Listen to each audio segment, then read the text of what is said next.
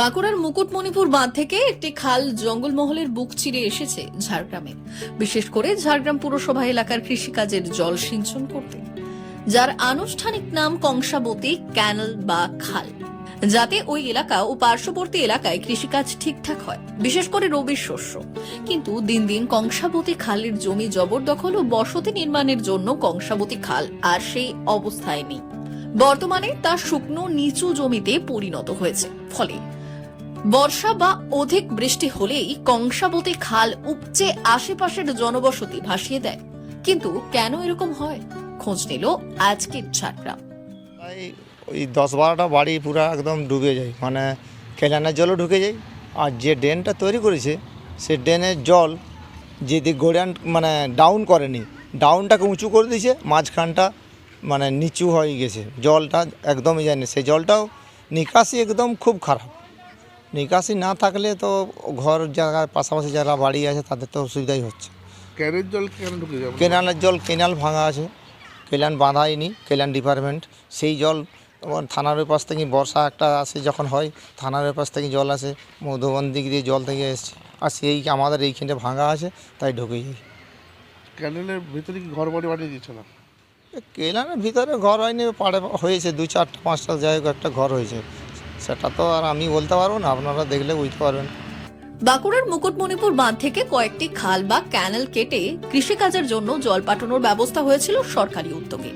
এর মধ্যে একটি কংসাবতী খাল, যা বয়ে গিয়েছে ঝাড়গ্রাম শহরের মধ্যে দিয়ে। অভিযোগ, ঝাড়গ্রাম পুরসভার কয়েকজন কাউন্সিলরের মদতে ওই খাল জবরদখল হয়েছে। ফলে শীতে রবি শস্য চাষের জল পেতে সমস্যায় পড়ছেন কৃষকেরা। আর অন্যদিকে কংসাবতী খাল জবরদখল হওয়ার ফলে ভেঙে যাচ্ছে বাঁধ। ফলে অল্প বৃষ্টিতেই ভেসে যাচ্ছে খালের দুই পাড়। সমস্যায় পড়ছেন দুই পাড়ের মানুষজন। এখানে বসার আগেই কিন্তু ক্লেনটা আছে। আমরা এখানে বসবাস করার আগেই ক্লেনটা ছিল, কিন্তু ক্লেনটা আপাতত মানে কিছুদিন আগে জল ছেড়েছিল। তো জল ছাড়ার পরে যেখানে সেখানে তো ভাঙা থাকে, জল বেরিয়ে এসে আমাদের এই পুকুরটায় জল জমা হয়ে যায়, তখন এই পাশাপাশি ঘরগুলোয় জল উঠে আর কি। কোনো আর সারানো হয় কখনো ক্যানেলটা? ওটা আমি বলতে পারবো না কোন সময়টা সারানো হয়। আচ্ছা, হ্যাঁ, আর দ্বিতীয় কথা হচ্ছে আমাদের এই ড্রেনটা ক্লিয়ার হলে, জলটা বাইপাস হয়ে বেরিয়ে যাবে মাঠের দিকে। ড্রেনটা ক্লিয়ার হয়নি। ড্রেনটা যদি পার্মানেন্ট সেরকম ড্রেন করা হয়, জল থাকবে না, পুকুরে জলও থাকবে না, কারো ঘর বাড়িও ভাসবে না, জলও উঠবে না। বর্ষার জল হলে যে বছর বর্ষার জল বেশি হয় সেই বছরই জল উঠে, আর যে বছর কম হয় ওঠে না আর কি। তো আমার মানে খালটা মানে ক্যানেলটার জন্যই আপনাদের জলটা ঢুকছে বলছে? হ্যাঁ, কেলেনে যখন জল ছাড়ে তখন তো জল আসে, এবং বর্ষার জলও হয়, বর্ষার জলও হয়। ক্যানেলের মধ্যে তো প্রচুর মানে এমনি ক্যানেল ছোট হয়ে গেছে, বাড়ি ঘর হয়ে গেছে, সেটাও কি একটা কারণ হতে পারে? সেটা আমি কি করব বলুন, বাড়ি ঘর করছে লোক, হয়তো কেলেনের জায়গা আটকে দিচ্ছে, সেবার জল ঠিক নিকাশ হচ্ছে না, যেখানে হয়তো ভাঙি হয়ে যায় সেখানে জল বেরিয়ে চলে আসে, এই পরিস্থিতি আর কি। ক্যানেলকে প্রশাসনকে কখনো কিছু বলেননি আপনারা? কেলান তো কংসাবতীর আন্ডারে পড়ছে, প্রশাসন আর কি করবে।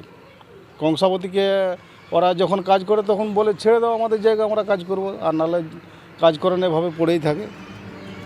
কংসাবতী খালের অতিরিক্ত জল বের করে দেওয়ার জন্য রয়েছে ড্রেন, কিন্তু দীর্ঘদিন ওই খাল ও নিকাশি নালা সংস্কার না হওয়ায় অল্প জলেই ভেসে যায় দুই পাড়।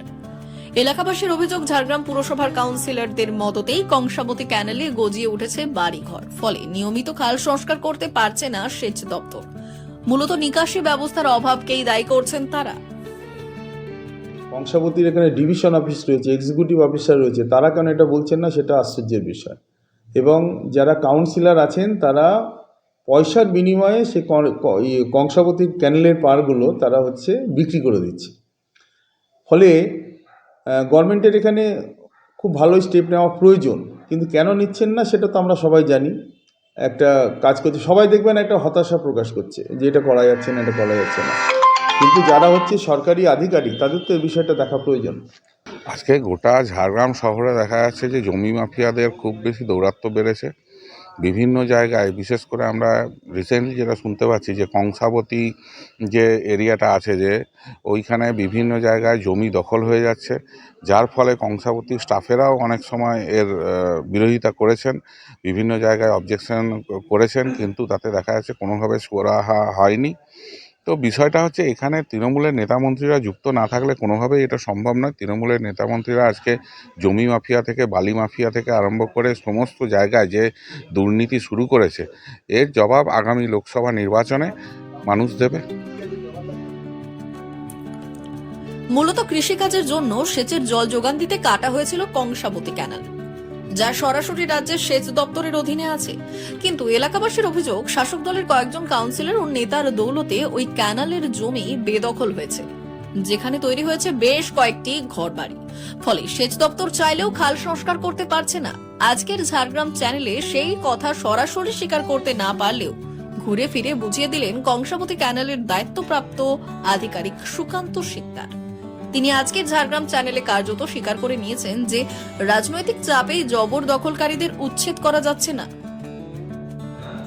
মানে এই আমাদের ক্যানেলের এই 13 নম্বর সাব ডিভিশনের মেন সমস্যা আমাদের এই যেটা যে খালের কথা বলছেন আর কি, স্টেডিয়ামের পাশ দিয়ে গেছে 12 বেল বলে ওটাকে, মানে ওই খালেই এনকারেজমেন্টের মধ্যে আমরা আমাদের যে স্কিমটা করেছিলাম লাস্ট, যেটা আমাদের শেষ হয়ে গেছে আর কি, জ্বালাটার কাছে হয়েছে, জিরো চেঞ্জেস থেকে মোটামুটি আমাদের একটা স্কিম ধরা ছিল, হয়েও গেছে। সেটা ওই যে পর্যন্ত এনকারেজমেন্ট ছিল না সেই পর্যন্তই আমরা করতে পেরেছি। এটা আমাদের করার কথা ছিল পুরোটাই, কিন্তু ওই সমস্যার জন্য আমরা স্কিমটা করতে পারিনি পুরোটা। এনকারেজমেন্টের সমস্যা, বিভিন্ন ঘর বাড়ি সাইডে বিভিন্ন রকম জিনিস হয়ে যাচ্ছে, সেটা ভাঙতে গেলে নানান রকমের কাজ করতে গিয়ে। হ্যাঁ অবশ্যই, তো আমাদের এখনও যে কাজটা শেষ করলাম সেটারও শেষের দিকে অলরেডি ওই সমস্যাগুলো চলে এসেছিলো, যেগুলো আমাদের অলরেডি কিছু জিনিস রিমুভ করতে হয়েছে আর কি।